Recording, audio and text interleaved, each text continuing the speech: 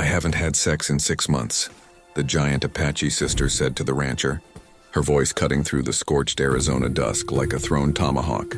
The words didn't fit the silence of the empty desert or the glow of the dying sun sliding behind the red rock mesas.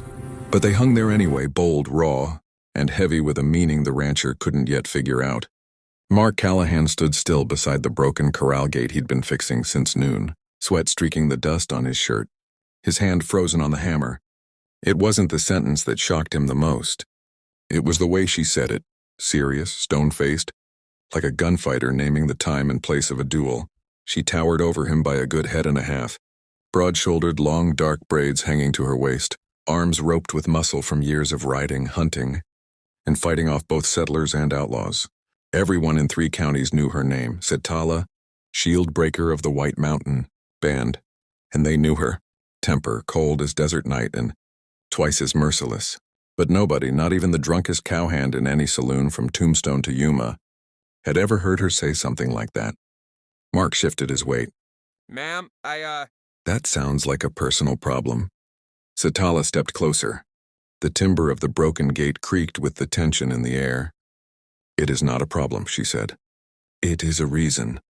Her gaze pinned him like a hawk locking onto a field mouse. The spirit sent me a sign. You are part of that sign. Mark swallowed. What kind of sign? But she didn't answer, not yet. Instead, she looked past him toward the ridge behind the ranch house, her nostrils flaring like she caught the scent of danger miles away. And she had... Before he could speak again, she grabbed his shoulder and pushed him down behind the fence post. An arrow clipped the air where his head had been. It struck the post with a violent thunk. Mark hit the dirt, heart slamming hard. What the hell? She didn't let him finish. She rolled, drew her bone-handled knife from her belt, and pointed toward the ridge. 3 figures on horseback materialized out of the shimmering heat. They didn't ride like Apaches. They didn't ride like ranch hands either. They rode like assassins, silent, fast, full of purpose. Do not run, Sitala said. They want you alive. They do not want me alive. Mark pressed his back against the corral beam, adrenaline choking his breath. Why me? The giant Apache sister lowered her voice. Because of what you found in the canyon 2 days ago. Mark stiffened. Only he knew about that. Or so he thought. The strange stone tablet covered in symbols older than any tribe in the territory, the one buried under an uprooted juniper tree after the storm, the one he had brushed clean just enough to see the carving of a serpent twisting around a man's heart. You weren't supposed to know about that, he whispered. I knew the moment you touched it, Sitala said. The spirits showed me. The earth shaking, the old paths opening, and you standing where you should not be. He didn't want to believe her. Mark was a rancher, not a mystic, but the men coming down the ridge made belief irrelevant. A gunshot cracked, splintering the beam inches above his ear, the smell of gunpowder mixed with the desert dust. Sitala sprang upward with terrifying speed, grabbed Mark by the collar and dragged him toward the barn. Move, I cannot hold them alone. I don't want you to hold them alone, he shouted, stumbling as she pulled him. Who the hell are these people? Hunters, she said. Sworn to a dead god, your piece of stone awakened their faith. They ducked behind the barn as another rain of bullets bit into the wooden walls. Horses screamed in the pens. Mark's ranch hands were gone for the week, driving cattle north. There was no one else to help. Sitala ripped open the barn door. Inside was dark, cool, and smelling of hay and leather. The shadows looked safer than daylight ever had. She shoved him toward the far wall.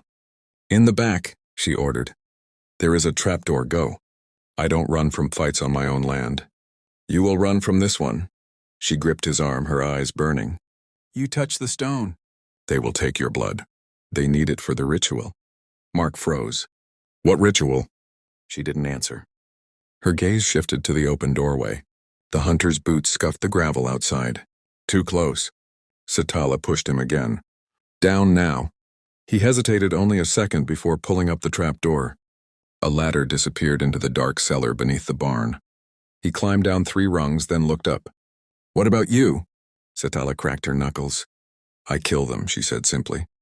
Before he could argue, she slammed the trapdoor shut. Mark landed hard on the dirt floor below. He could hear the thuds of footsteps above. A gunshot, a scream. Something heavy crashed into the wall. Another gunshot, silence, then more silence. Too much of it. He paced in the dark, panic clawing up his spine. He'd known Satala only 3 times before this day. Once when she bought cattle from him, once when she warned him not to dig near the ancient ridge, and once when she threatened to break his jaw for letting a drunk cowboy insult her tribe. None of those moments prepared him for this. The trapdoor creaked open. A shadowy silhouette descended the ladder. Satala? Mark whispered. It wasn't Satala. A man climbed down, boots first, calm as a Sunday preacher. He wore a black duster, a necklace of carved bone, and eyes full of moonless night. Mark backed into the corner. You're one of them. The man smiled. You have something we need, Mr. Callahan. Your blood calls to us. The stone calls to us. You carry the mark now.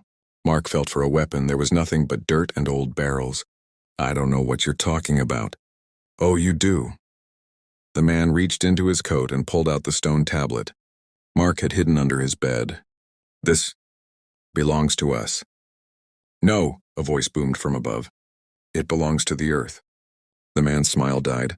Satala dropped through the opening like a falling boulder. Grabbing the ladder and swinging down with all her weight, she hit the dirt floor, rolled, and launched herself at the man. They collided in an explosion of dust. His knife flashed, catching the dim lantern light.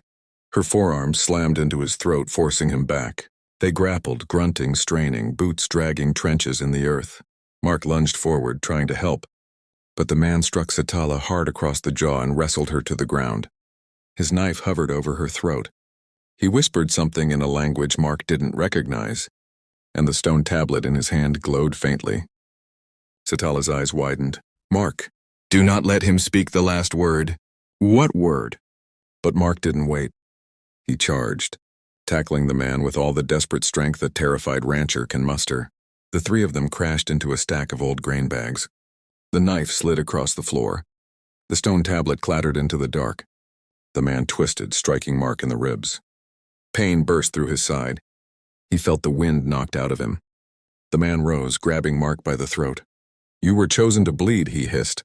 Satala seized the fallen knife and drove it upward into the man's shoulder. He howled, releasing Mark. The knife glowed, just like the stone had. The man staggered back, staring at Satala with terror. You carry the old blood, he whispered. Satala wiped dust from her face. And I will spill yours. This time she didn't hesitate. She struck fast, brutal with the precision of a warrior trained from childhood. The man slumped to the ground. The cellar fell silent except for the harsh breathing of 2 survivors. Mark leaned against the wall, chest rising and falling. Is he dead? No, Satala said. But he wishes he were. Mark wiped sweat from his brow. Will more come? Yes. When? Before sunrise. He stared at her in the dim lantern glow. Then what do we do? Satala retrieved the stone tablet from the dirt. It pulsed faintly, casting an eerie light on her scarred face. We flee, she said. We hide the stone where no man can find it. And we prepare for a war you never wanted to be part of. Mark swallowed hard. Why me? She looked at him for a long moment. Because the spirits chose you. And because you are stubborn. And because... She hesitated, her voice softening for the first time. Because I have waited 6 months for a sign. And it led me to you. Mark almost laughed despite the terror. I'm not sure that's good news. It is not, she said. But it is the truth. Above them, the night wind howled across the desert. Something distant answered it, a war cry. Or something older? Satala offered her hand.